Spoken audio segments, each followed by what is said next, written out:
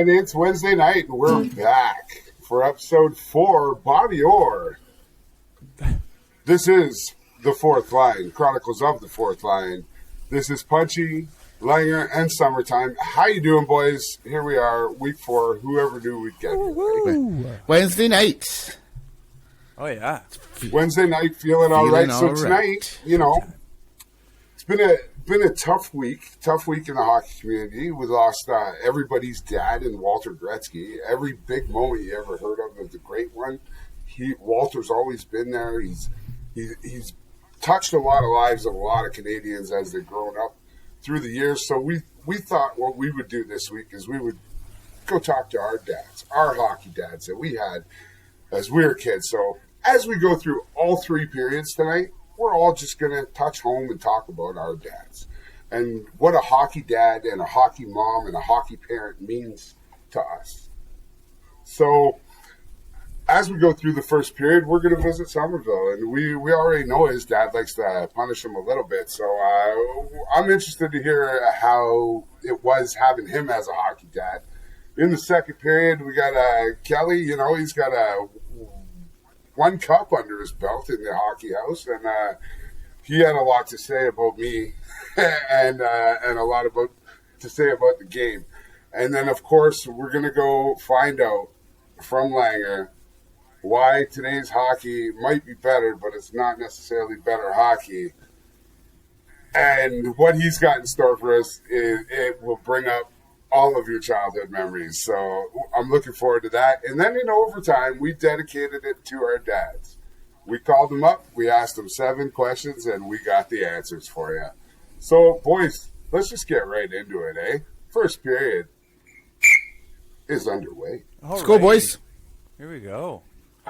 There we go. Big time. Keep a stick on the ice, boys. Here we go. All right. So, yeah. Look, I'll be honest with you guys. You know, I mean, I don't know a lot about Walter, but you know that you know he was an awesome hockey dad, right? Absolute role model. You know, as I was doing my research for hockey dads and moms, right? Because let's be honest, there's a lot of hockey moms. There might be more hockey moms than there are hockey dads out there, but maybe, true. Maybe, I don't know. Probably an even split, but. You know, that sort of... Well, look, let's talk about the positives first. Because there wasn't a lot when I was researching hockey dads and hockey moms. Even when I was, like, putting funny hockey moms and funny hockey dads, there wasn't a lot of funny moments. But, all right, so let's start with the beginning. Look, I think we can all agree... Go ahead. You're saying there wasn't a Wikipedia page then? There's a Wikipedia page. It's probably a little bit unofficial. There is one. We'll get to it a little bit later. Nice. Yeah. So, look, yes, as I was saying, we could all agree, and I think Don Cherry said it best, was that hockey parents are probably the most unselfish and dedicated, right? So, unselfish. Let's think about that for a minute. Like, what do they sacrifice? What do you think, Langer? Well, weekends, sleeping in.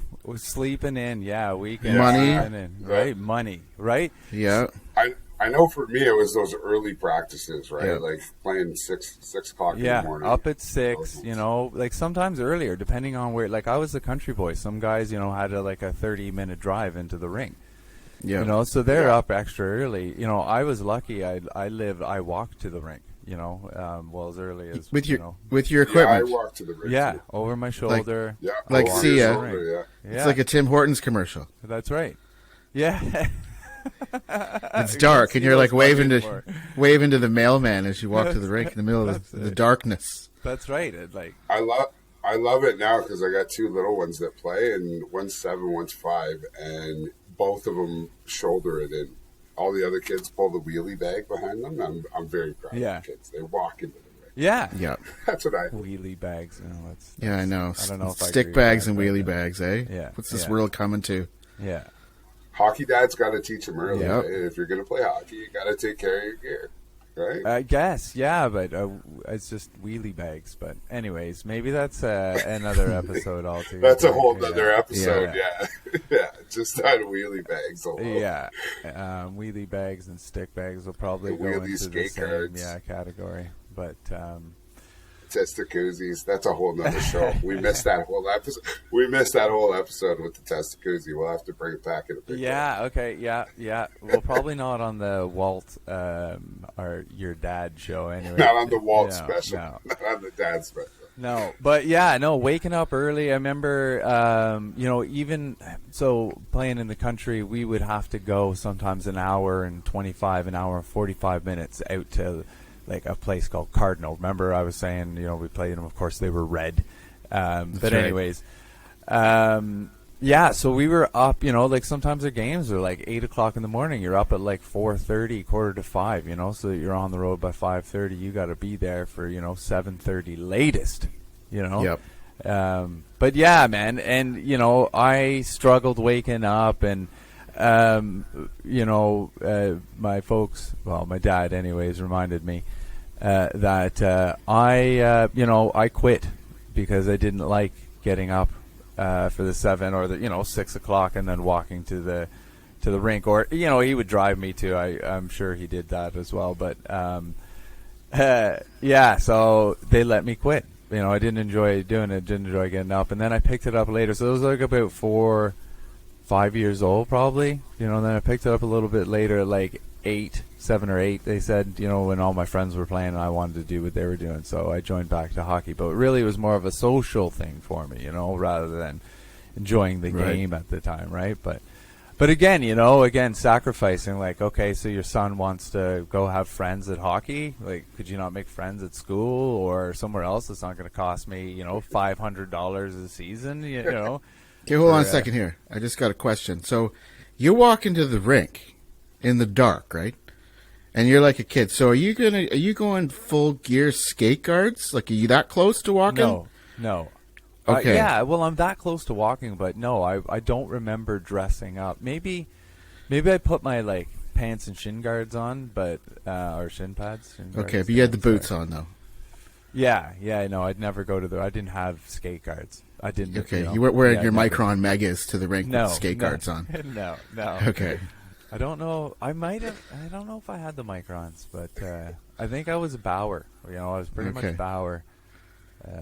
Anyways, deviating there. I had a picture in my head of this poor boy walking in the dark with his with his canvas duffel bag, hockey bag. That's right. Canvas. And it's it's like a gym bag. And he's going to play hockey. Yeah, that's right. You're like, oh, here comes Aaron. Yeah, he's coming. Right. He's covered in snow and that's right. Looking a little bit lost.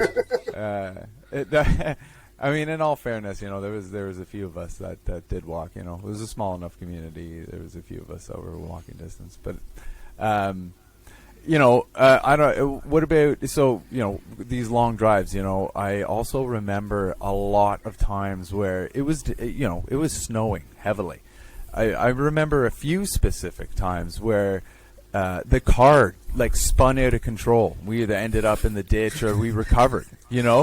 And then if you ended up in the ditch, we'd get out and try pushing, or the adult would try pushing, right, with the other dad. Or I like how you clarified that. Yeah, that's you right. ain't getting out of anything to help. No, that's right. Skate guards. But like driving was a serious business, right? You could, sleet, slush, black ice. Remember that black ice? They never canceled tournaments or anything if the weather was bad. Like, you just got to leave earlier. Yeah, that's right. That's right. That's exactly it. Be careful because there's people in distance. Snowed a foot and a half of snow the night before, right? Yeah. And then you just see Aaron. There's a big pile up, and you see Aaron walking by, waving at everybody. That's right. I'm walking. Yeah. I'm starting tonight, boys. Nice. Man. Never. No. But no, and on top of that, paying the money, sacrificing your weekend, getting up early. You got the gas as well, right? And, as I know you guys had your dad volunteer as a coach for a season or two, or maybe throughout your entire career. No. My dad did. My dad coached me pretty much in every sport I played until I was probably 10. Yeah, my dad did a lot of coaching with me as well. Yeah. Yeah. But like in hockey, he did 1 year or 2 years and then took a step back. I think he just enjoyed being in the stands. One time specifically. All right, so let's go. That was like, all the good things about, parents. One last thing is that, hockey, right?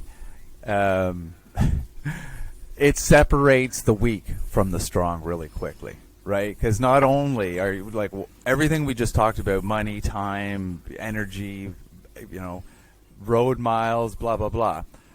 You got to freeze your ass off as well while you watch the game. It's not like basketball, right? You drop the kid off, you might go park, walk in, you're in your shorts. Baseball, it's outdoors, it's summertime, it's nice and sunny. Rugby, cricket, basketball, it's nothing, right? Hockey parents, tough it out because you might sit in the foyer area and watch from the thing, but you don't get the atmosphere and you're not out. Warm right? room. And no rinks ever the same temperature. No, they're not. Some are just blisteringly cold. Well, you think it's like minus 30 outside, right? It's not like New Zealand where, we come in with our shorts. It's awesome. Hockey in New Zealand kicks ass. Honestly, the ice conditions are far superior in Canada.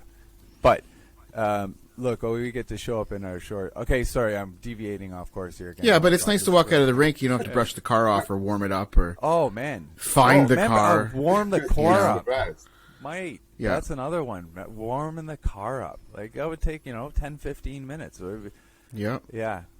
And you get that little scraped out part on the windshield that you can see. Yeah, that's right. Just enough to get you home, and then by the time you get home, the car's warmed up, but you're home, so it's pointless.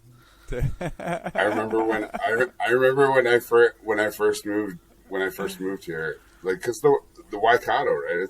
It's farm country, so it gets pretty cold in the wintertime. So I remember going up to the top to my car, and I got up there, and on either side of me there's two people pouring water on their windshields. And I walked up to my car, pulled out my wallet, grabbed my credit card, and scraped it. And they both looked at me like I was geniuses, and then went and looked for a card. It was so funny. That's funny. I remember going to the gas station.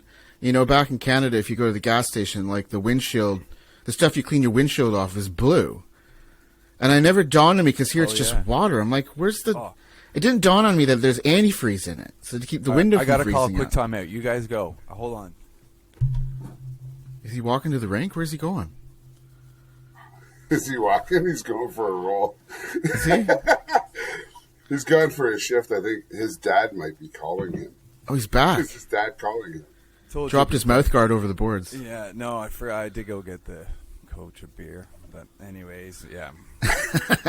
Fourth line duties. He's yelling at me. Yeah. Anyways, sorry. That's how it rolls. But it's understandable. So one specific time after my dad decided to, he coached for a head coach for a year, and we ended up winning the entire. I told you we ended up winning the 417 league, right? And we went out and played Cardinals. They were red. Blah blah blah.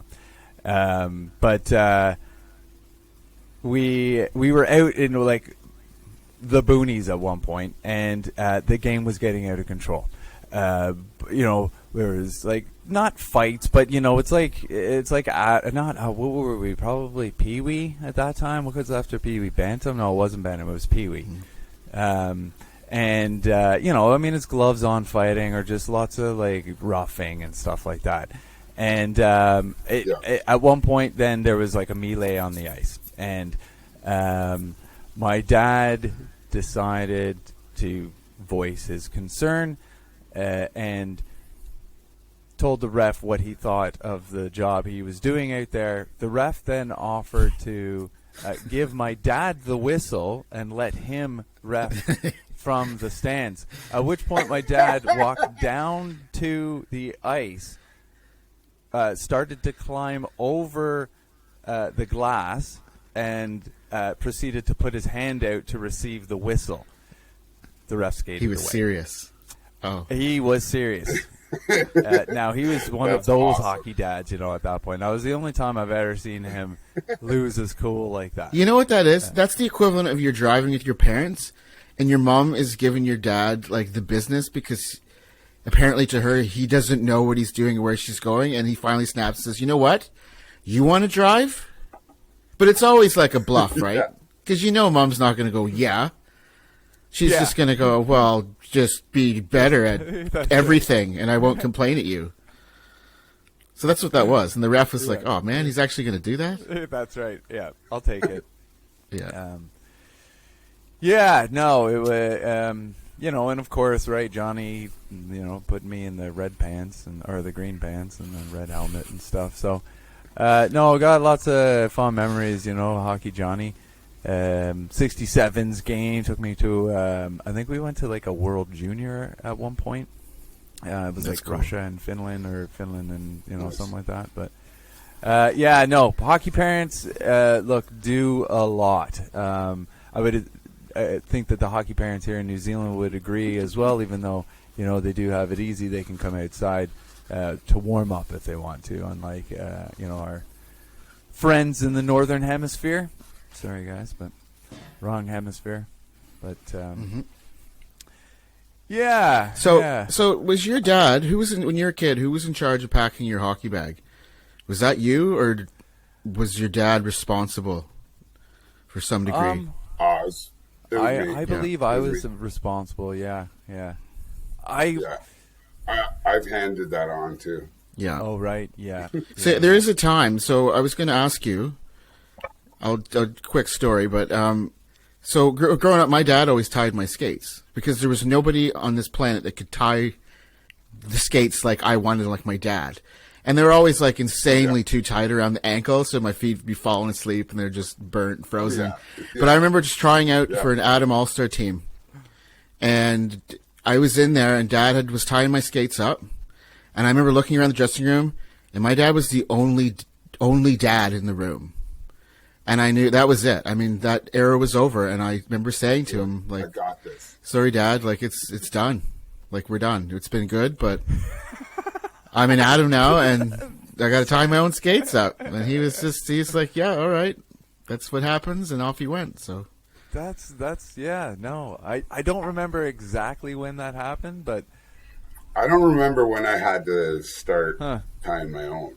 Like I don't remember that time, but I do remember it feeling like Ryan though, like because I remember, attempting to tie my own skates and pulling as hard as I can. I'd tear the skin off my pinky finger as I'm trying to wrench the lace as tight as I can, But and then you get like that skate tightener. I got it in my stocking every year. It was like a hook. Yeah. It's like a tool. I still don't know how to use it. No, it didn't work. It didn't work at all. Yeah. And then you tie your own skates and you're just burning out there. Your ankles are so loose. You're like what's his name? Pillage. You're like Sam Pillage. He doesn't even tie his skates up. He just pulls them on and there he goes. Cheers to Alan Laycock. The worst, honest to God, I lost 5 minutes of my life. Tire skates, my friend. Tire skates. No, they're like slippers. Yes. You're done with the corrections now. You're corrected. It's I think it's time, but it's just. I lost 5 minutes of my life last night tying my own skates when it was frayed, just trying to get it through the hole when it's frayed. You know what I mean? Looking for a lighter, trying to burn it. Putting it in your mouth. Twist it up, that's right. Yeah. Tried to put a piece of tape on it and lost 5 minutes of my life. And then when your boiler gets a bit bigger, like you have to take a breath when you bend over. So it's like being underwater. Like you've only got a few seconds before you got to come up for air. It's tough. And you got to try and make it look sort of dignified, right? Effortless, that's right. Yeah. But luckily I was alone. But it was tough. Yeah, it's hard. It's hard. That's great. I've struggled like that as well, boys. Don't you worry. Yeah. You know what I mean when it's raining hard. And it always happens like just before you go on the ice. Oh yeah, yeah. You only get the blue threads out of the hockey right. skate lace, not the white ones, the blue ones. Pulls the lace kind of like together. It's all like half pulled through and a couple strands out the other side. You know what it is? And then you get to like the smallest piece through, and you're like, yes, I got it. And then you pull it, and the whole thing just bunches off. Yeah, it's like when you got a piece of grass when you're a kid, and you grab it at the bottom and you push it up, and it's just all like, you get that long piece of grass where it has all the stuff on it. Yeah. Looks like a piece of wheat, like green wheat. Yeah. And it's just, and the Zambonis just come off, and you can't get the skate sorted. And then you just, you know what you do? Is you just say screw it. You're reffing the game. Keep it in you screw it, and you don't do up your skates to the top two eyelets. So you got one that's tied up properly, and then you got the one burner skate that's just flopping around. Or you just pull the Allen Laycock and you put one piece of string. That's right. Just so that it doesn't fall off. Only because he was forced. You're right. Like the referee in chief said, "Look, this is a safety problem. You need laces." So he's like, "Fine, I'll put." He did it in like the first 2 or 3. Like, it's like very Craig McTavish-ish. Like no laces. Like, who are you, Run DMC? That's like, it is. It's tricky. It's awesome. Tricky. It is tricky. Oh my goodness, man. So, and I think with that, we're going to end the first game. Wha-bam! We're going to go. First game. Wha-bam! Yeah. It delivers. Good period, buddy. Yeah. That is a great period. That's a great period. So I had some fun. I had some fun this week with Pops, man. I had a good chat with him. I hadn't talked to him in a while. Me and my dad always have this kind of we're kindred spirits, right? We're so much alike, it's crazy, and we might not talk as much as you would think that we do, but when we do, it just, we're right into it. We constantly talk about hockey, and it was fun getting to chat with Pops. Like, my dad growing up, to me, he was, like I said, he coached me in pretty much every sport I ever played, and I had older brothers, a couple of years older, so I was always the little kid. So, like in baseball, my brother was the pitcher, and I was 2 years younger than him, and I had to sit there and get beaned while he learned fastballs, curveballs, and everything else. I just, and Dad's literally standing between us and the plate. Yeah, exactly. Suck it up. Just walk it off. Walk it off. All right. Yeah. I'll give you something to cry about. And then in hockey, my dad was always the coach. Such a horrible thing to say to a child. I've caught myself saying it a few times. Give me love. Give me support. No, I'm going to give you something to cry about. That's right. What the hell was that all about? Oh man, that's another show altogether. Yeah. Again, we're just lighting them up right now. Just lighting them up. No, but my dad coached me in pretty much every sport. He coached my older brother in a lot of sports. He refereed. He got me into refereeing when I was like 14. Yeah, likewise. Yeah, good job. Yeah. And he refed with a lot of guys that went on to have really good Did you ref like with your dad? I think I probably did when I was like 14, 15. I'd have to check with him and see if he would remember it, but I know there was points where my dad and my brother were refereeing me playing. Oh yeah. And, Right. And I knew that there was 100%. Oh, you did, yeah. I don't remember, but like it wasn't so much the penalty. It wasn't so much the penalty. It was like I was playing defense, right? And the goalie would make a save and steer one into the corner, and I'd go pick it up, and then my brother and my dad are just chirping me. Right? Oh, don't mess this up. Don't mess this up. As the referee. As I'm like, oh my yeah, they're God. the ref. They're the ref, and they're behind me. They're like, oh, don't. So were you like Daryl? You like Daryl Strawberry and like the single tear rolling down your cheek? That's right. Yeah. Or I get a break where I'm. Daryl Strawberry. Daryl. I used to love him on The Simpsons. Anyways. Shave those sideburns. Shave them off. Shave them off.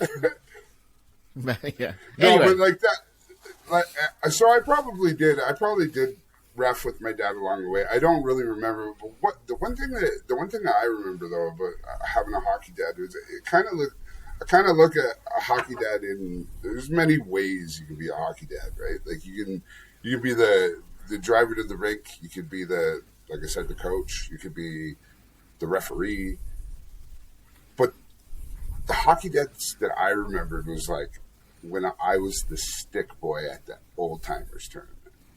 You know what I mean? Like I remember. Oh yeah. I remember that. Oh my god. Right? You remember that, wow. and you're just like. Flooding and I memories. used to remember like, you know, some of the guys that my dad played with and stuff, they became my heroes for a while. You know what I mean? Like, because they'd be like, "Hey, remember going into my dad's dressing room, after a game, and they lost, and everybody was pissed. I remember thinking I should leave. And the swearing. Oh, it was shocking. That was a whole new world. Yeah. The swearing. And the naked, sweaty guys. The nudity, the nudity, drinking, and swearing.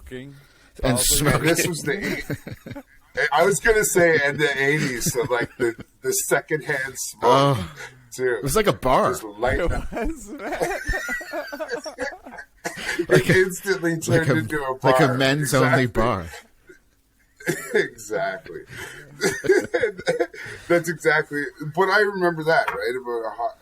About like my hockey dad was always, he was just hockey all day long, similar to myself, just hockey all day long. Like he refereed, he coached, and you know it was cool to grow up in that kind of thing. Like I said, he made us a rink in our basement and stuff like that. So cheers to my pops, eh?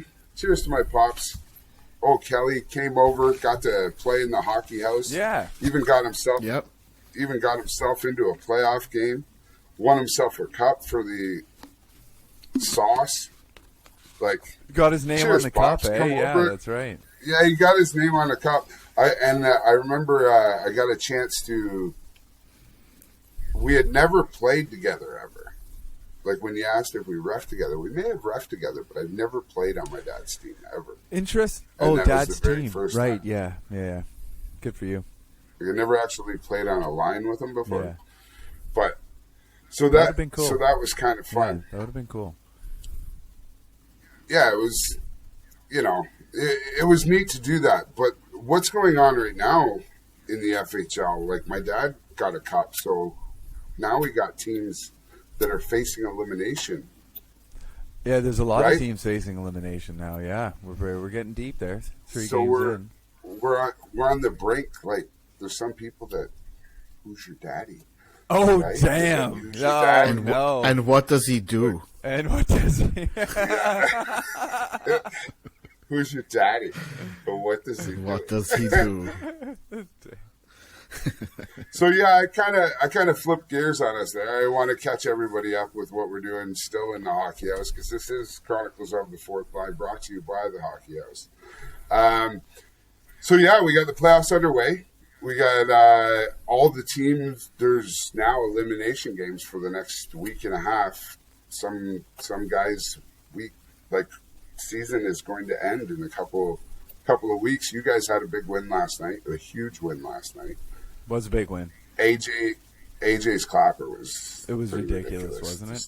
To start off the third, and it was the dagger, right? It was the dagger. Yeah. It seemed like it was. Then we got the Goons, who sadly haven't been able to go on their trip, but from the rumblings that I'm hearing, we have another team going in October to play in the remake of the tournament that got canned. And we got a trip of the GMs. We're headed down to Tecpo with the Underdogs, so that should be fun. That's coming up in August, and we are less than 3 weeks away from the first women's team off the heels of Women's International Day. We have the Goonettes. We have the Goonettes. Jerseys are ordered. They should be here in 2 weeks, and the girls are getting on a plane, like doing something that we weren't able to do. Good for you, girls. Congrats. Hopefully it stays. So on today's Punchy's percentage. Oh! What is the percentage that the girls get on the plane? Oh, who's going? Oh, Langer, right? Yeah. Well, because I'm jealous, I'm going to go 0%. Yeah, that's a good call. I'm going point one. South Auckland will make sure that no. That's right. Jacinda Ardern doesn't like hockey players, so you shall not pass. We'll have to get a boat. So you got absolutely no faith. I don't know. I want to do that, even if I'm not flying anymore. We're doing a boat. Taking a boat. Yeah. A boat. Yeah. We're gonna pick you up, Langer, on the way. Yeah, we're gonna rock up army style. We'll get an aluminum boat with a 9.9 outboard, and we should be down there in about 6 or 7 days. That's right. Just giving her down the coast. living off the sea. Yeah. 2 guys and a couple cases of beer. That's right. Get pulled over by the Coast Guard. Where are you going? It's like, where do you think we're going? Idiot, we're going to a hockey tournament. Yeah, what's wrong with you? You don't follow the news? Jeez, man. Can't get there on the roads. Speaking of that, every time I watch the sports on like the news here, because it's like cricket, rugby, netball, like somebody in a boat, and like, you know, soccer or something, and then it's over and they're like, and that's the sport. I'm like, oh, they're not going to talk about how, you know, Ottawa came back from 5-1 down to beat the Leafs 6-5 in overtime. They're not going to talk about those 2 ridiculous saves Jonas Corposalo made today against Florida. Like, they're not going to talk about that. Like, what's wrong with you guys? Like, I don't care about any of that stuff. I want to know. You should be able to just kind of do your own sports broadcast and just tack it on in the morning. So it's just you, and you're just talking about what you want to know. Yeah. Is it? That's kind of what we're doing, isn't it? That's well, I guess so. Yeah. Build your own reel, eh? Oh, yeah. Who watches TV anyway? Yeah. Anyway. Yeah. All right. So yeah, go Goonets. Good luck down there. Yeah. Good stuff. Yeah, so I'm gonna go with 64%. 64. I'm locking it in. How far away is it? Langer's locked in 0. It's Dunedin again. It's the exact same thing. October 24th or whenever, or October. No, it's on the 2nd. They left in a boat 2 days ago. Of what? October? Yeah, that's it. The boat leaves on the 2nd. Of the dinghy. February. The dinghy. Thank you. The February. Yeah. There's a couple of canoes, 3 kayaks, and a dinghy. That's right. I'm on the dinghy shotgun, man. I'm just gonna get towed by someone. And a guy with way. Yeah, you know, you get the pad, like this, you know, those little surfboards when you're a kid and you're trying to, what do you call those? Like a the flutter board. Yeah, the boogie board. Just, you just hang onto it. Yeah, just that's kick. Right. Yeah. Kick hard. Pair of water wings. Yeah. I'm not gonna drag you. Keep kicking. God, man. And I think that's about it, man. I'm feeling like we're caught up. Do you want to go here. series by series in the hockey house here? Yeah, we could. All right, let's punch the percentage of series here. All right. That's a good idea. Okay. Start with the cheese. All right. Okay, so I'll rip them off. You guys put percentages on. So in the FHL, you got the Donkeys and the Fish Sticks, and it's 2-0 for the Donkeys. Yeah, 96% Donkeys win. Is this a 5-er series? Is this a best of 5? Yeah. Yeah, best of 5. Okay. So they got to win one more game. Yeah. What'd you say? Yeah. Donkeys, they're the first place team. You said 96%. Okay, move over because I'm going to hop in your boat. 96%. Oh, yeah. Okay, 96%. Okay, we're moving on. So then you got the Sauce, and they're playing the Tip Insects, and they're up 2-0. Just had an overtime. Yeah, win they've been last. real close games. Is it the Tip Insects or the Tip and Sex? Because that sounds kind of like a peeler bar. That's awesome. Tip and Sex. That is awesome. I am doing that. That is it's like a Rippers and a corner store at the same time. Shotgun roughing the Tip Insects. Tip Insects. I can't not say it now. Yeah. You know what I mean? You can't unsee it. You can't unhear it or see it. I can't. No, that's all. I should change that on the site now. Yeah, there now, the Tip Insects. Okay, Open so till late. The sauce. The Sauce are up 2-0. So how much percentage? I'd go 96 on this too. Were the Sauce the higher seeded? No, it's 3. Yeah, they're the 2 versus 3. I'll go with probably I'll go with a 90%. Because they've been close 90. Games. Like they could have went either way. Yeah. You know, it was up and down, right? But yeah. Then you got breakaway saves, man, to keep them in the game. The Cox and the Boucherons. Cox 96%. Yeah, they're up 2-0, Larry. 96 again. So what's happening in what's the storyline in that? Cox are second place overall team. Okay. Tippins, who are they playing? Oh, they're playing the Boucherons. They finished 6th? No, overall, yeah. So they're just happy to be there then. Yeah. So it's heavily favored for the mighty, the big red Cox. Yeah. And then you got the Rays and the Cones. Now this one is one that I actually think it's tied 1-1, isn't it? Go beyond. No, the Rays are up 2-0, but this is one that I could see actually going to the fourth game. I could see the Cones pulling one out. They've been playing well, but they just need to shoot more. Yeah. Anyways, moving on. Your series. You guys just took a 2-1 lead yesterday. Yeah, man, it's a close series, though. Look, I mean, I don't want to get into the strategies until the series is over, but it's turning into an NHL interview. It's unfortunate, though. We got this real long layoff until the next game, so we got a week and a half until the next game. So it'll be a different game. For those of you that don't know the score, so we had we went up 2-1 in the series with a 6-1 win, 5-1 win, and just game before that they beat us in overtime, I think it was. So it's been a real tight series so far. I'll go with 84% chance that the Fox pull it out on, or just pull it out. Just pull it out altogether in 5 games? Yeah. I'm not going to go with... Okay. Well, don't fuck it up, man. No. You gotta do it. Well... Do you guys remember the origin of the team name? Yeah. Yep. The Fox? It was in a van. Do you remember?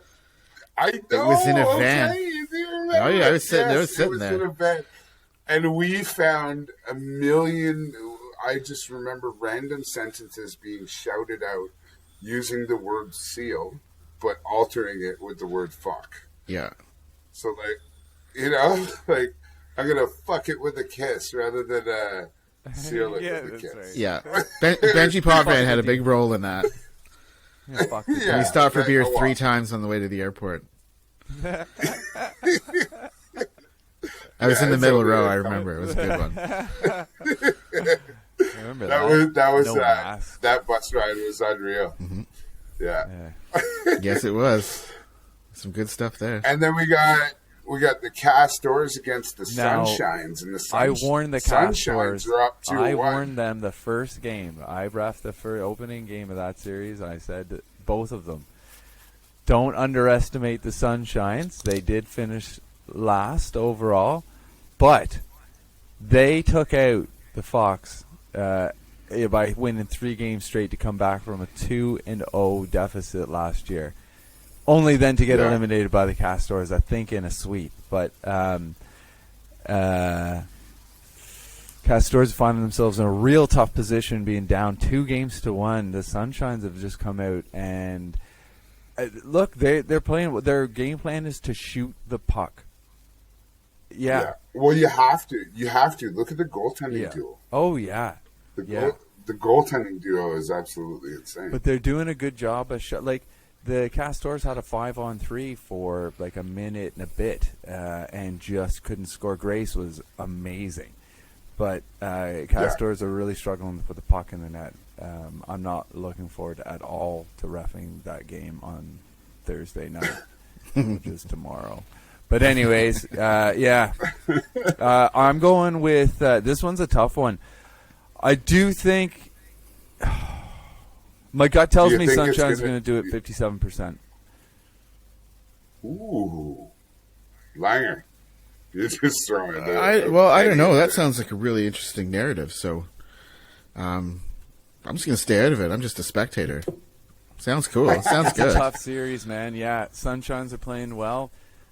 Grace is, playing amazing.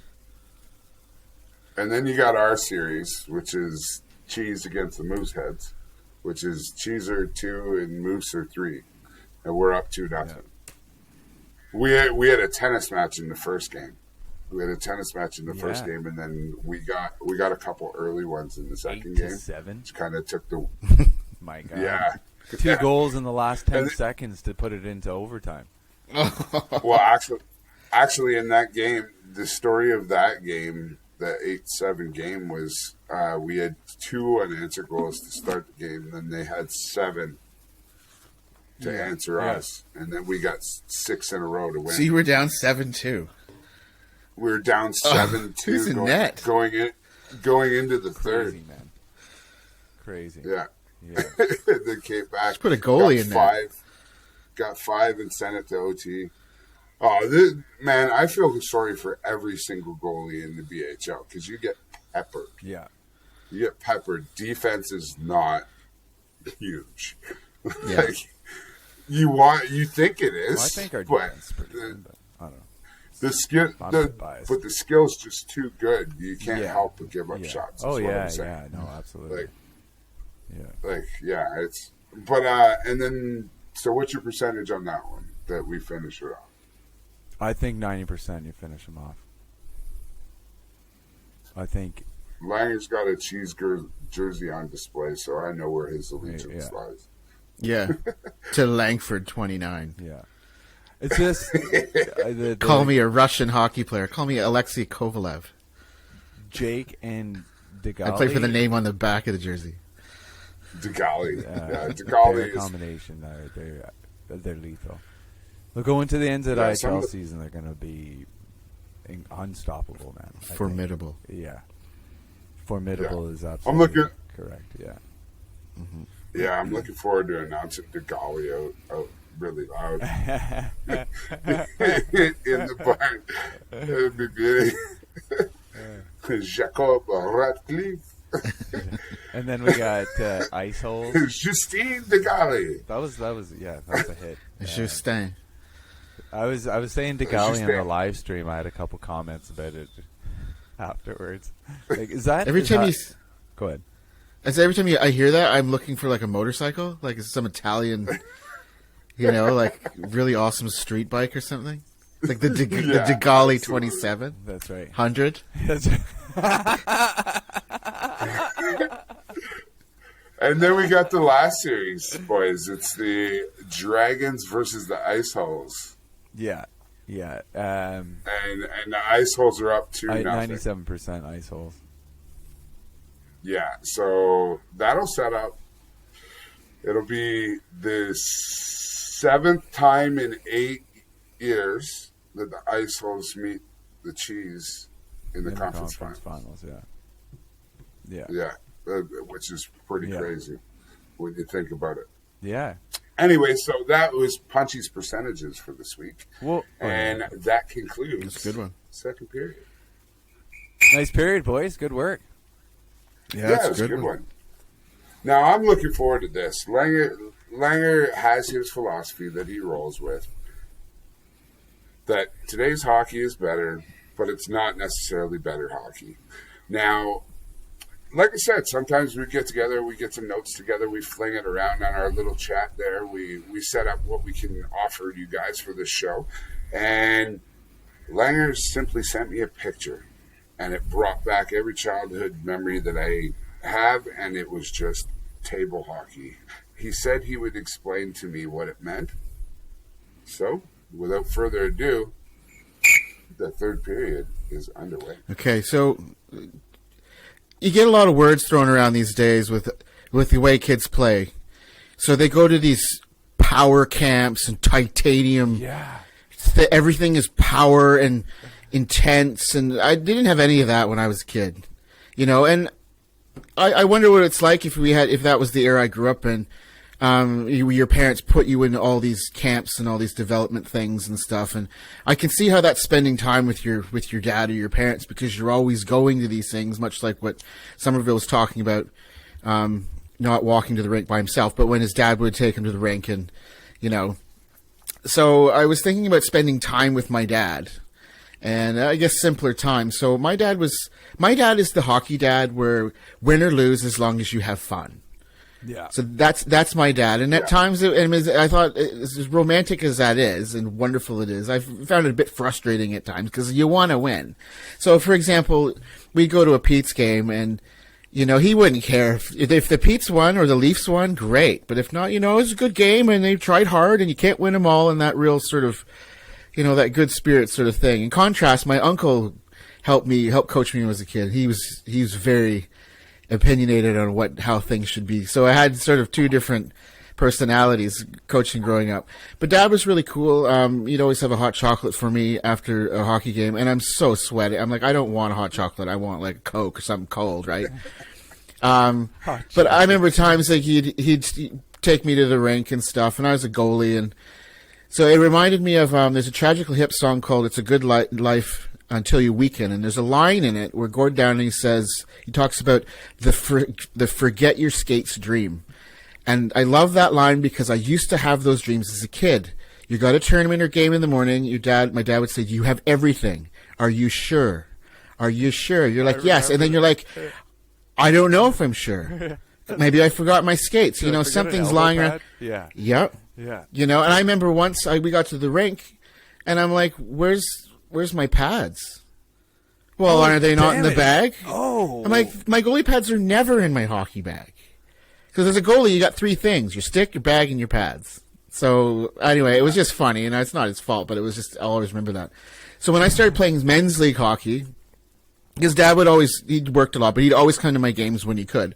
And I remember playing men's league in my early 20s, and it's like Sunday night, 11:30, it's just god-awful time. And I look up there, there'd be one guy in the whole rink, and it'd be my dad sitting up there by himself with a coffee at 11:30 at night, and he's got to work in the morning. And I used to think, that's awesome. Yeah. So thank you, Dad. That's some good stuff. So one of the things that I remember fondly growing up was Saturday nights. Hockey night in Canada used to come on at 8 o'clock. And so my mom, working in the hospital, would usually be working on the weekend. So we'd have dinner, and we would put everything away, and we had a Coleco swivel hockey or table hockey game. And it was the old school one. And we put that on the table, and we played 2 or 3 games, and then when it was 8 o'clock, we'd go in the living room and watch Hockey Night in Canada. And it seemed like it was every Saturday night for as long as I can remember. We'd always sit there. And I used to... Did you fall asleep watching the game? Yep. I'd probably make it halfway through the second period, and that would be it. And it was great. And that's not when I actually watched hockey, but I remember hearing Bob Cole and Harry Neal and Paul Morris, the announcer at Maple Leaf Gardens. But every Saturday after dinner, we would always have 2 or 3 games at the kitchen table of table hockey. And I used to think I was amazing, but thanks, Dad. I know you let me win once or twice to pump my tires and stuff. But I love that. And to me, that was good quality time. And I don't know, this is before video games and stuff. And I don't know if kids have that sort of connection with their dad to spend time with them. And for me, that was a very important factor in me loving hockey so much, is because I got my love through my dad. And my dad never played organized hockey or anything, or he learned to skate kind of, he could skate a little bit, but he loved that I loved it. And so he cheered for me, and win or lose, he was my number one fan, and I really appreciate that. Yeah. But I like the old ones. So I sent you a picture of the old ones, and they weren't the 3D players. They were like the flat. And I remember getting a tray that was that's a posh one. Yeah, that's new. Got backboards and everything. You get that's a little bit newer. Yeah, and you'd get like a sheet of stickers, and it would be the players on it. It'd be like the old Vancouver, and none of them had helmets on or anything. They'd go on crooked, man. You couldn't get the sticker back off once it went on to correct it. Oh, it was a pain. Or you'd lose one, and I always think there's a Trailer Park Boys episode where they're playing hash hockey. And the goalie for Bubbles is or for Ricky, it's like a corkscrew. But it keeps falling off. He's like, "Oh, you broke my goalie again." But you'd lose one of the guys, so you'd have to try to figure out something because you can't have like 5-on-4 or whatever. No, because it always goes into that area where you can't get it, right? Yeah. Oh, right in the corner. There's a spot behind the net between the two guys where you can't reach it. No. Yeah, where the puck would just sit. Yeah. So you'd have to, what was the rule? We'd kind of have to tip the board a little bit. Or, yeah, just to tap, and you can play again. That's right. To the closest But the move is you'd be the winger, and you kind of go up and down the boards, and you'd have the other hand on the center, who's in the middle, in front of the net. Yeah. And you'd be following. Yeah, and you get in the middle, and you just jam it, man. It's not even on the stick. You're just jam it into the goaltender. That was exactly the table you end up shakes with and shaking as you jam it in. Oh yeah. Yeah, that's right. It was you good. end up bending the rod. Yeah, bending the rod. So and then years later, our parents' friends. They got a hold of one of those Super Checks ones. Remember those? It was like the bubble, like at the arcade. Oh. And the sticks were like that long on them. Yeah. And it had the scoreboard. Yeah. And they had it in their basement. I'm like, Didn't where did you get this? Come up out of the ice, right? Or Popped something like out of center ice. Yeah. And it was always like USA versus Russia or Canada versus Russia or Canada versus USA. But they pulled it open so you didn't need a coin. You just pressed like a little button and like you just play forever. And it was the awesomest thing. Sweet. Yeah, those were like the pinnacle of like table hockey. Yeah. Yeah, that was hardcore. That was pretty cool. Yeah. So for me, the kids now, you look at guys like Mitch Marner and Austin Matthews and McDavid and all these young guys, they've just grown up going to these, like, it could be wrong, I don't know, but it just seems like so much time is spent on development and, and trying to make it to the next level. I wonder, do they have that old school sort of time spending with your dad? And for me, bubble hockey was definitely it. So that's why I say, hockey's better today. But for me, growing up and having that connection with my dad and building that love of hockey through my dad, it's not better hockey. Yeah, so, good stuff. Yeah. Because that was good. Man, that's good, man. That's one heck of a period, Yeah. man. I'm liking it. All right. Great period. Yeah, it's a All good right. game, boys. Yeah, So- man. Yeah. This is a good game so far, and as I said at the top of the show, we got a hold of our dads this week, and in overtime, we're going to share with you. We put together seven questions for our dads, 8 questions actually to be exact, and we're going to run through the answers. So again, let's just rip around here. Punchy, Summer, and Langer, we're all going to introduce you to our dad, let you know his name, how old he is, where he's from. And then we're going to get into the questions right away. So my pops, I call him pops. Yeah, what do you guys call your dad? Like when you're just talking to me, I call him pops all the time. John Boy. Pops, John Boy. Dad. Hey, Dad. Dad, of course. Yeah. Hey, Dad. Yeah, just Dad. Yeah. Yeah. Yeah, so I he's pops, and then my kids call him Grumpy, which he absolutely loves. But he's Kelly Green. My middle name is Kelly. It goes for years through our family. You always have your dad's name as your middle name, so that's kind of a unique thing about our family. And he's from St. Catharines. He's been there pretty much his whole life. He's traveled around here and there, but he's always stayed in a home base in and around the same area. He's still where I always remember growing up, like more or less like he's got half of our family lives on one street, which is pretty That's unreal. pretty sweet. But yeah, it's pretty cool. And then so yeah, it was really good to talk to him today. So I'm excited to share his answers with you. And Summer, what about your pops? Introduce them to the boys, to the Right, time. yeah, no, pops, John Boy, John, or Yanni, sometimes I call him. Soft J, right? Yeah, no. Soft J. Yanni. Yofa. Yeah, I grew up in the Hamilton area. His main sport was football. Played at quite a high level. But yeah, played a lot of hockey as well. Look, he's real good man. He was always really patient with me. You have no idea how patient he is.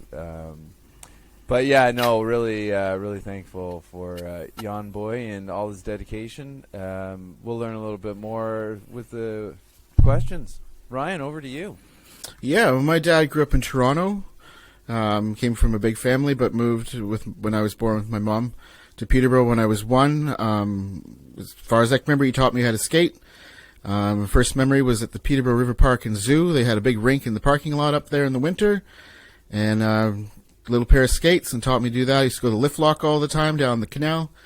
And that's cool. Yeah, like I said, he's a very gentle person, very kind person, and I hope he'll be. I love him very much and proud of him, and hope he enjoys listening to me talk about him tonight. So that's good. There you go. All right, let's get right into it, boys? So, question number 1 that we put together here was, we asked him what a memory of Walter Gretzky was. For me, my dad told me that he went to a golf tournament, and Walter and his son Brent Gretzky, Wayne's brother, were there. He got to sit down with a couple of his buddies and have a beer with them, and he said that he did nothing but talk about his son that doesn't even play hockey. Glad. Which is pretty cool, and it was neat to know that like Walter meant a lot to like so many generations of Canadians, because he was a great Canadian as well. Mm-hmm. So what do we got from old John Boy? Yanni, yeah, like me, I think based on his answer, doesn't know a lot about Walt. He says obviously Walt had a son who was interested in hockey from day one. I had some useless bleep on a log who didn't think about playing until he was 8. What a disappointment. That was it. By then Gretzky was tearing it up. Yeah, that's right. Yeah, no, like I said, I quit and then had to start again. I was so dedicated. Pulled the chute. That's right. Yeah. That's right. That's whoa, 6 o'clock? No, I'm not pulling the chute novice. Yeah, that's right. A big call. It is a big call, right? I'm 6 and I'm not doing this anymore. That's Sorry. Right. Yeah, I'm out. No. I'm out. Yeah. Mic drop. Yeah. Saturday morning cartoons. Here I go. That's right. Bowl of Pac-Man cereal and Saturday morning cartoons. Yeah. That's right. Transformers and Dungeons and Dragons, Gummy That's Bears. Right. Yeah. G.I. Joe. Good stuff. G.I. Joe. Yeah.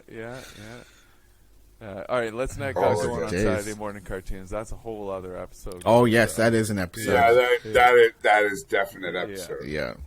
Langer, you're up. Oh, Dad didn't answer that question. Oh right, yeah, there you go. All right, Walt. on to question number 2. Yep. Hey Dad, where'd you get introduced to the game? So my dad said that my dad actually remembered it pretty vividly, it does not surprise me at all. So he was 5. It was 1964-65 season, he told me. It took him a couple of attempts to figure out what season it was. First it was 65, then it was 65-66. No, wait, it was 64-65 season. But we figured out what season it was, and the reason why he knew is because the rink had just opened and they just started they opened up a new minor hockey association, and he was in the first year, the first class of the first year. That's cool. So yeah, that was when he started. So when did your dad start, Summer? When did he get into hockey?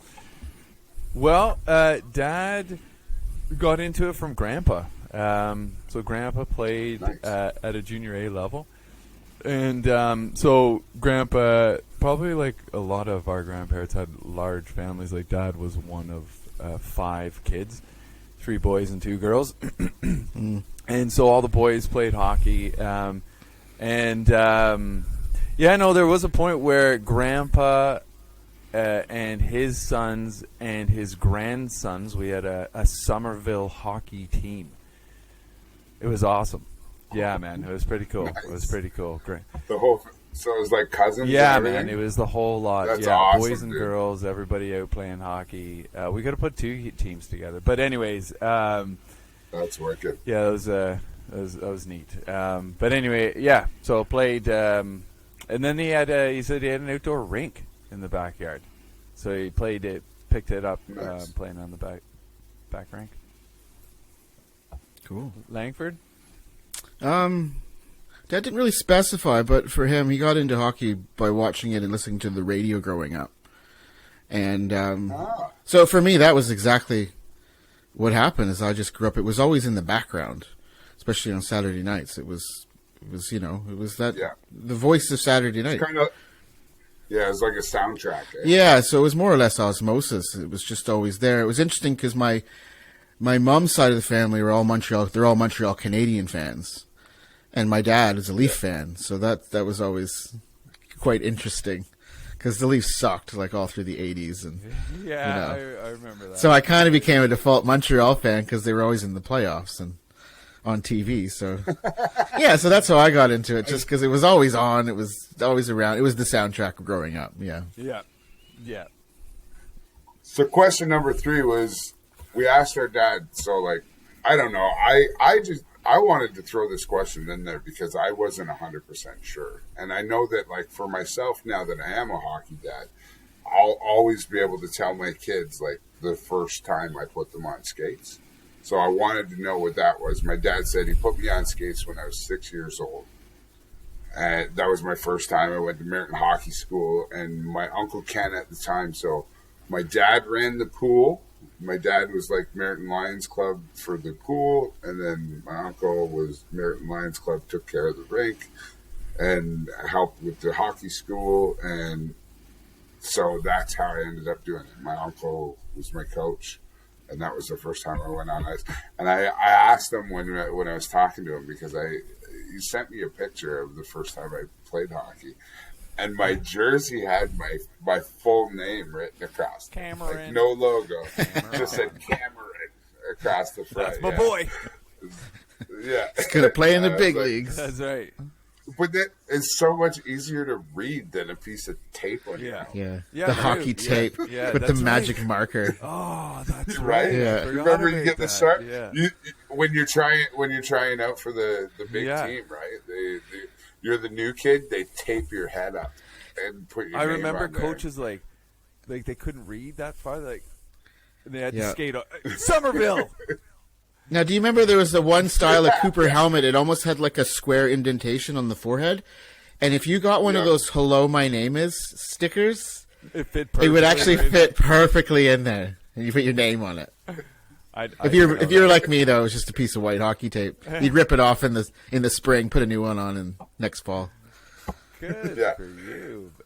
I wasn't that creative. Yeah, creative. Okay, That's we just how got it was. sidetracked. What are you talking about? Oh my gosh, we're gonna go to almost 2 hours. We're only on question 2. Okay, let's give her here. Let's move her through here. Yeah. So when was your first time, Summer? First time was the first I time you got picked into up skates? hockey. No, skating around 3 or 4, but didn't really take to it. Even got into atom hockey, but didn't have the interest, and I ended up quitting. And then, picked it back up a little bit later when I was wanting to play with my friends. Yeah, Yeah. that's cool. Yeah. That was nice of them to let me do that, right? Because, I might be the type of parent that went, well, you quit like 4 years ago. Now you want to play again? Nah. Mm-hmm. No, you're going to stick with what you're doing. Sorry. You're cut. You're Yeah, done. That's right. Yeah, you're dead. You had your chance. So, Yeah, There's no kickback that's coming right, from your yeah. career. go get don't yourself look a boat. forward.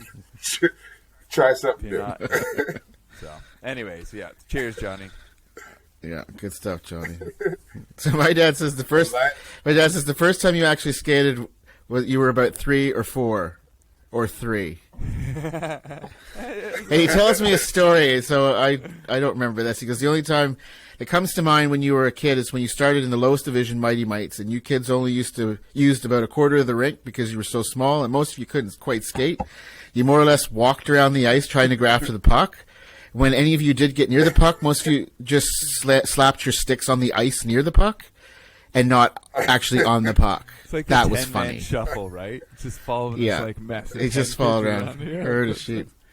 I do remember my first game of organized. I was super excited, got the equipment on, super excited, got on the ice, skated straight to Dad, and cried the entire time. I wanted to come off. I didn't want to play. Take me off. You know, you got your arms up over the boards, and Dad's like, no. I probably embarrassed him. I feel so bad. All the parents are like, your son, like, what's wrong with him? Hilarious. But honestly, like, in the last 5 minutes of the game, you couldn't get me off the ice. I wanted to play I just wanted to play forever. Yeah, so there you go. So number 4, what is the best, funniest story of me and my teammates when I was a kid? Is what we asked our dads. My dad's answer was, he said when he was a coach, and I remember this. Okay, so I remember this like it was yesterday. So training, well, they call it here training. I call it practice. Yeah, hockey practice. But practice back home. Practice back home, it was my older brother's team, and my dad was the coach. And in the center circle, where they dropped the puck in the center circle, me and all my buddies would have 2 nets in there, and just like as many kids that were there. Probably usually about 4 to 5 of us, and sometimes even just 1 or 2 of us. But we would be able to do whatever the hell we wanted right in that circle when we were in novice age. So we're like 5, 6. Well, he said I started when I was 6, so 6, 7, probably in that time, just figuring it out. And the whole team would practice around us.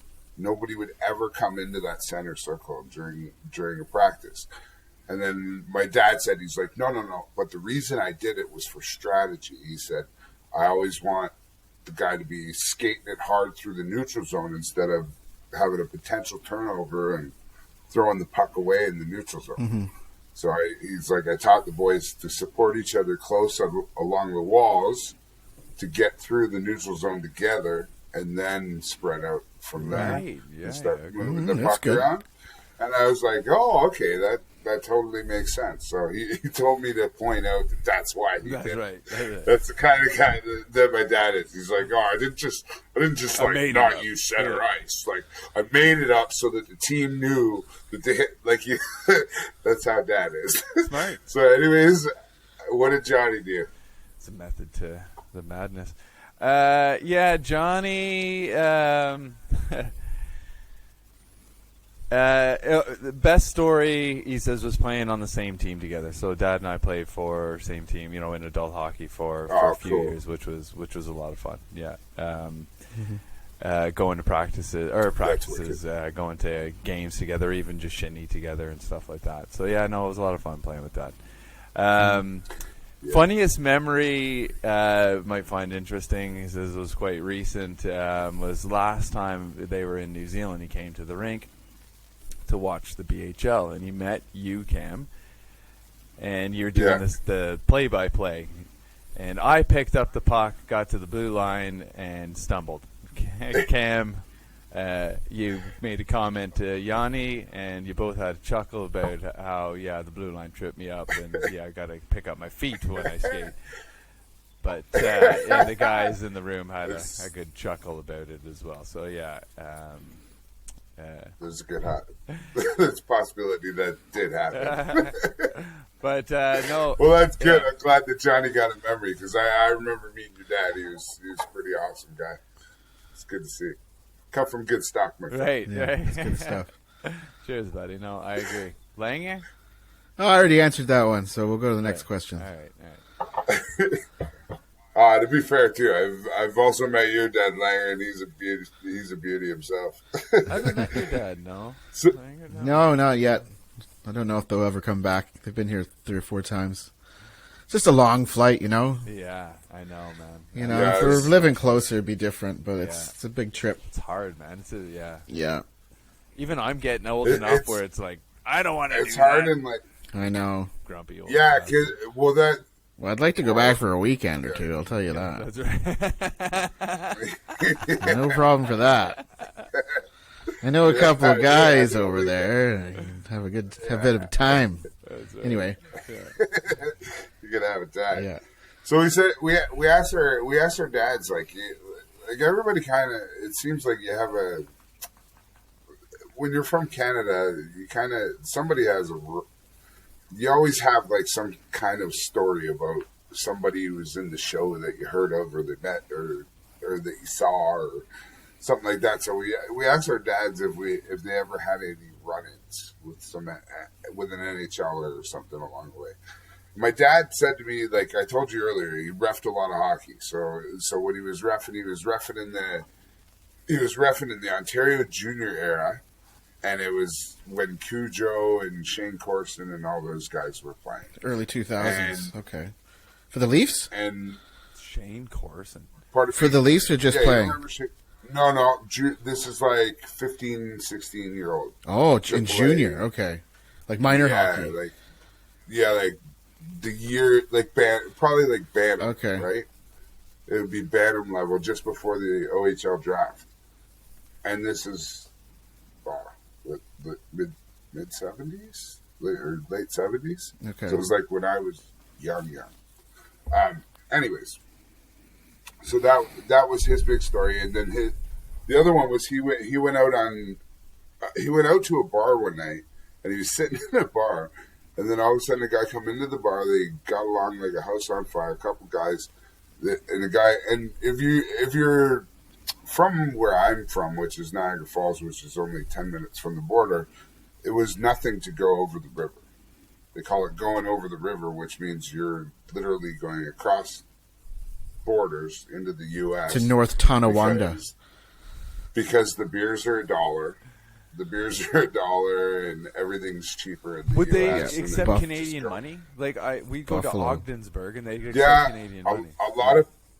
A lot of places you go to, they accept it at par. Like back in that day. That's right. Yeah, they would take it at par. Yeah, but so you go over there, you do groceries. I remember growing up as a kid, like we'd go over and get all of our like back to school clothes, and then we'd have to like rip the tags off and throw them out, and then put all of the clothes on just in case we got stopped, so you don't have bags in your car because you didn't claim it. So you have like 5 sweaters on coming through. You're just like, I'm big boned. Leave me alone. You're like 12 too, right? So you're like, I'm growing. You got a big winter jackets on and stuff. It's like August, but yeah. No thing. Anyway. But yeah, and then so he went out and had this big night, and then found out the next day it was Don Murdoch, who's like used to play for the Sabres, D-man back in the day, and then and Brian Bellers. Oh yeah. So they, but they didn't know until like he didn't actually realize that until like a couple days later. But yeah, so that was his big NHL run-in. Cool. What was Johnny's? Johnny says that he's playing Senior B for Woodbridge, Ontario, just north of Toronto. Nice. Anyways, and it was one of the first fourplex arenas anywhere, and they was owned and operated by some of the Maple Leafs. Anyway, so they were there practicing, not the Maple Leafs, but my dad's team was there practicing one morning. Carl Brewer, Bob, I want to say Bon, yeah. Billy Harris and Dave Keon showed up and challenged them to a game. Nice. And they had 2 full lines. Dad had 2 full lines, defense and a goalie against them. 5 minutes into the hour, it was 7-1. He says Keon was so fast, you couldn't touch him. He could have played by himself and still won. Brewer had mitts like you couldn't believe. You couldn't get the puck off him. So Dad said, "Okay, I'm gonna have to feed him the body now, right? You know, I can't get the puck. We're just gonna do it the hard way." Johnny, didn't fare so well on that approach either. But said it really put into they were a good team, and it really put things into perspective, as you do, right? There's levels to this. Quite a few. But anyways, that was Johnny's story. Good story. That's cool. Right, guy? So Yeah, well, interesting about Carl Brewer is he was instrumental in getting Alan Eagleson exposed and put into jail. Oh. So he was one of those guys that saw what he was doing. So if you don't know who Alan Eagleson is out there, those listeners, check it out. He was the guy who's got the Summit Series in '72, started the Canada Cup. He was a player agent, and he was embezzling a ton of money. And Carl Brewer was one of the people that were like, this guy's not good. And no one was listening because he was so powerful. But he was instrumental in bringing him down and getting him pulled out of the Hockey Hall of Fame. And yeah, so Dad didn't say any stories of people he met, but Peterborough has a very rich history when it comes to hockey. So growing up, it wasn't uncommon to see pro hockey players in the summer because Peterborough is sort of the gateway to cottage country, the Kawarthas and the Muskokas. So we'd see like Ron Tugnutt getting gas like down the street, and like you go to a Pete's game, like Bob Gainey was always there, and Bobby Clark, and you go into Harvey's, and like Lanny McDonald will be there because there's a book signing or something. So yeah, he doesn't really have a story, but we grew up knowing that there was always somebody around. Like Corey Perry's mom works at the bank, like up the street from my house. Like I remember seeing. Yeah. My uncle would always jokingly say, well, you should go to Montreal, play for the Canadiens. He's like, no, he's loving it living in California. We get to go visit him. So yeah, that's right, eh? Like Michael Fisher went to my high school. Like, so there was always guys around. So yeah, Dad didn't really have a story, but that's okay. Maybe he does. Doesn't tell me. Right. Had a big night. Had a huge night with some Daryl Sittler and we won't get into Dan Daou and Wilf Paymont or something. Dan Daou. Backstage at a bamboo concert. Yeah, exactly. YouTube that. Yeah. Yeah, YouTube bamboo. Yeah. You want to hear Langer's dad in his element. There it is. Come day or night. Check it out. Come day or night bamboo. Yeah. Shot.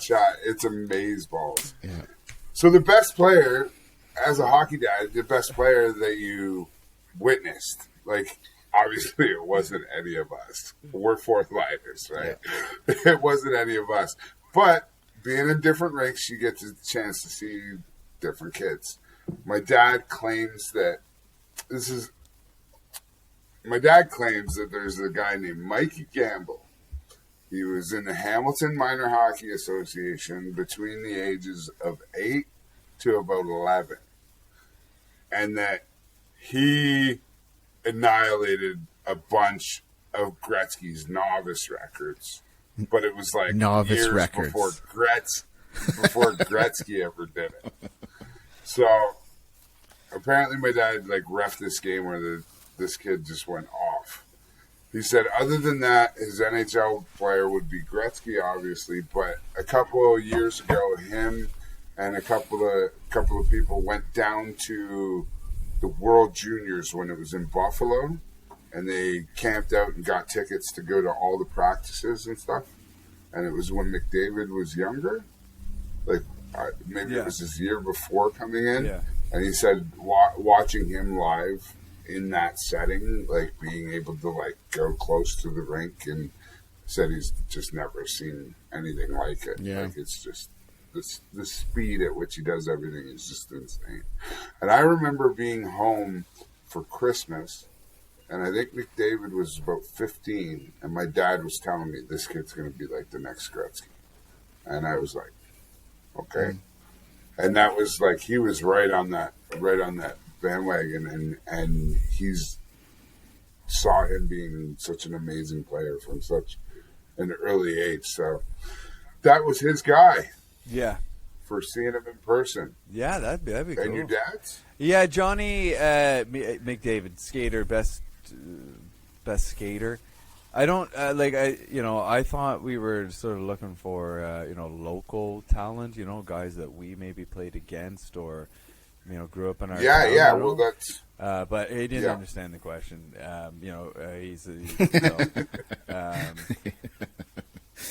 I'm trying to remember what his. I think it was Brad Richards. He's from town in Russell. Yeah, and he made the show. Nice. Yeah, he was one of those kids like your dad was describing, in the in the local league, just ridiculous, just tearing it up. Man, took the game to another level. But anyways, so Dad's giving me a raft of answers here, but for skating was McDavid. Shooting, Al McInnes. I don't think I've ever seen anybody fire the puck like Al McInnes, even these days. Like anyways, all-round effort, two-way tie between McKinnon and Marner. I would agree with that. Best goalie, Terry Sawchuk. Best defenseman, apart from himself, probably Nick Lidstrom or Bob Orr. Not bad. Yeah, might agree with some of those, anyways. But not. Did Johnny say apart from himself? That's right. Yeah. Nice. Yeah. Nice. Nice. Yeah. No. I love it. I love it. Cheers, Johnny. That's a great answer. You should have just said that. You should have just said that and then moved on to Langer. Johnny said himself. Next. Yeah. Who do you got, Langer? Who's your pops like? Well, I don't like summertime. I don't think he quite understood the question because he just said Johnny Bauer. He's like, he's the guy. Yeah. And I think because Johnny Bauer, because he was like 85 years old, never wore a helmet. There's a great piece of video footage of him stopping the puck with his bare face, and he kind of covers his eye and then has to go make another save. But he's old school. He loved Daryl Sittler and Lanny McDonald and Mike Palmatier. But growing up together, we used to always try and get down to see the Petes play the Oshawa Generals. Because those late 80s... matchup, right? Oh, those late 80s, early 90s Pete's Jenny's games were insane. So the Pete's had Mike Ricci. He was my favorite player. Mike Ricci and Ty Domi were the top line. And Oshawa had this guy named Eric Lindros, who is the greatest hockey player I've ever seen in my life. Hands down. He was a man versus boys, crushing everybody. Yeah, yeah. He made Team Canada in 91 as an 18-year-old. He didn't play in the NHL yet. They cut Steve Yzerman to put Lindros on the team. He was he was awesome. So, yeah. He was awesome. Yeah, he was pretty ridiculous before in junior. I remember. He was nuts, man. Oh, yeah. Crushed everybody. I remember. And scored. I remember going to see him when they played, when he was playing for Oshawa. I remember going to see him play against the Niagara Falls Thunder, and he was ridiculous. Yeah, like shouldn't have ever been in that league. He was just beast. Total beast. Absolute beast. Number 5. Describe. This is where it starts to get fun. Okay. So number 5 was describe your son's style of play and his overall game. A, as a kid. My dad said, well, you always had your stick in the air and you skate like you're on hot coals. So not a very glowing response. You're not Paul Coffey out there. What did Johnny say about you like this summer? He said, he's better than an average skater. It's like, oh, I'm surprised. Wow. Yeah. So he was impressed. I guess. Well, I mean, after the disappointment of me quitting as an Atom and then, taking it back up, yeah. But probably wasn't until later years. Langer? Quote, overall game 10, always. Thanks, Dad. There you go. Oh, nice. Yeah. Biggest fan, 10 right? always. Yeah. Yep. Wow. So we can skip the other 2 questions for you because Pops, growing up, ranking your kids' play growing up. My dad said 2 weeks into my career, he lost any hope of me ever making the show and then stopped and started focusing on my brother. No more call-ups. What did Johnny say for you? Johnny didn't raise. He wrote excellent puck sense and awareness. That was the scouting report. Yeah, that's right. You got it. And Langer got a 10. Oh, Dad just wanted me to have fun. That's all. As long as I was having fun, he was happy. And then we asked, well, we've all had our dads come here and rank your game, right? They've all seen us play in the hockey house now.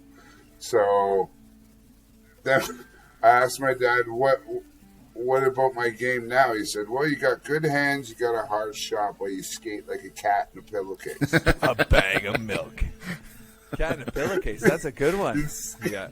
And I said, what does that exactly mean? And he goes, have you ever seen a cat in a pillowcase? And I was like, "Well, no, but I can imagine it." He goes, Yeah.